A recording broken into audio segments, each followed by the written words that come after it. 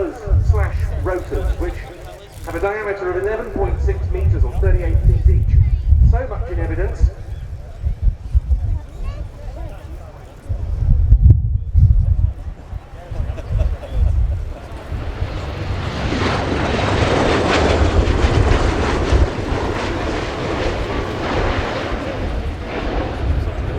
The reason for going for this configuration is to be able to provide the same sort of versatility as a helicopter enjoys, but with speeds closer to those of a fixed-wing aircraft.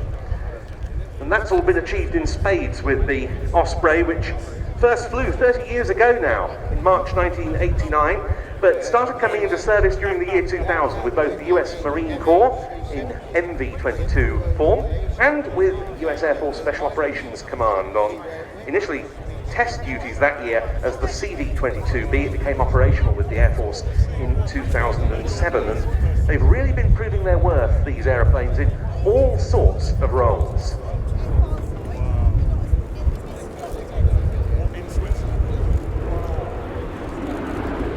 We'll shortly see the aircraft beginning to accelerate and convert to vertical takeoff and landing.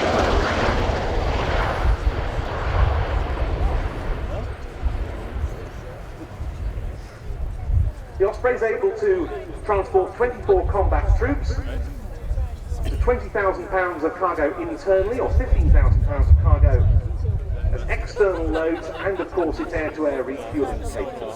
There is that transition.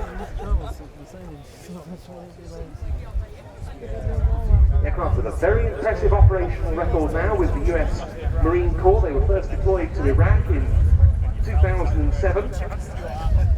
2009 began operating in Afghanistan.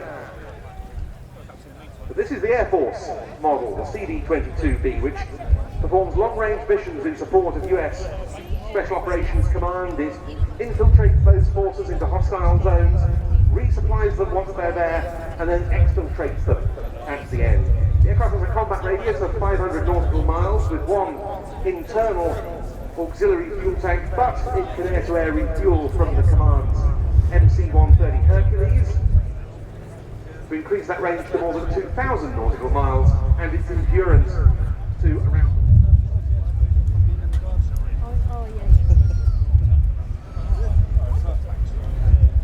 A quick climb away there to about 500 feet, and there's the transition to aircraft mode again. The rotors tilting forwards, speed increasing. The critical thing with that is the timing and the phasing. At the beginning it's rotor-borne flight, so it's the rotors that are providing 100% of the lift.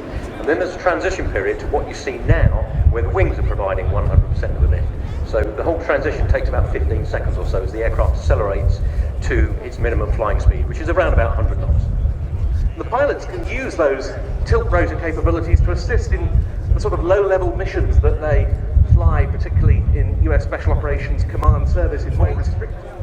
Pilots would regularly tilt the Osprey's nacelles to 80 degrees for jump takeoffs, and at higher weights, aircraft-style takeoffs are more common, but you can still perform a jump takeoff.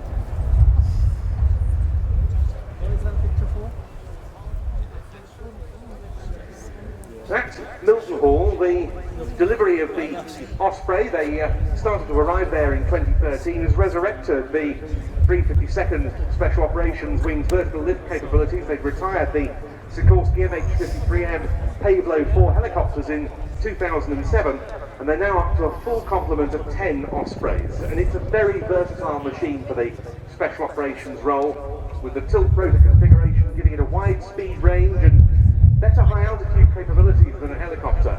The US Air Force is looking at arming its Osprey Ospreys, it has a requirement for a forward-firing gun, and the whole fleet is getting new radars. And there are new roles for the type as well.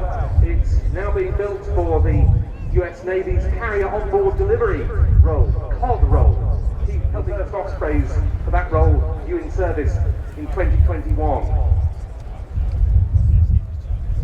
Beyond that, Bell Boeing are gunship versions. They tested rocket and missile armament on the Osprey. It's been suggested also.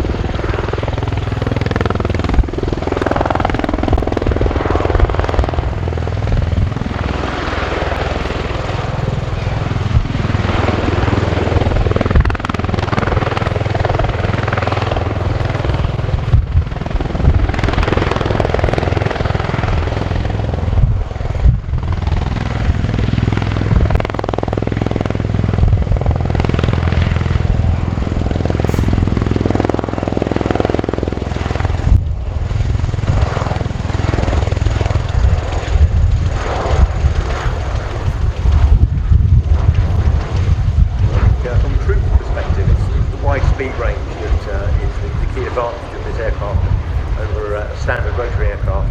The ability to land in a forward operating base, to pick the troops up, and then to fly at virtually twice the speed that a conventional helicopter would means that you're put in harm's way for a shorter period of time. I did return transport as a Black Hawk, and when these pitched up about 6 months into that tour, what was previously a 2-hour transit turned into 50 minutes. It just gave you the ability to do so much more. And it's an ability that attracted the attention of the Japanese ground self-defense force, who started receiving Ospreys a couple of years ago.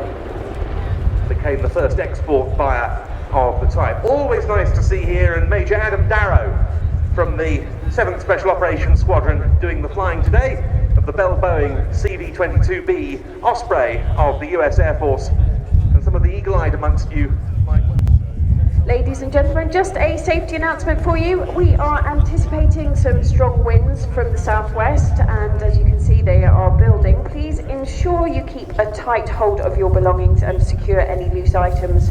Particular caution should be used when using items such as personal umbrellas.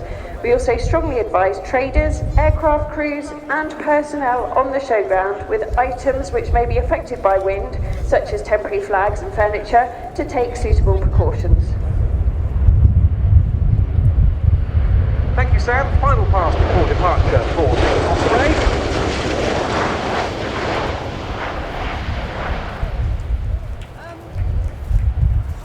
The whole fleet of the 352nd Special Operations Wing at Milton Hall now renewed, not just by the Ospreys, but also the new MC-130J variant of the Special Operations Hercules. I believe with 10 Hawks, 9 display jets, plus Red 10 Squadron Leader Adam Collins will be acting as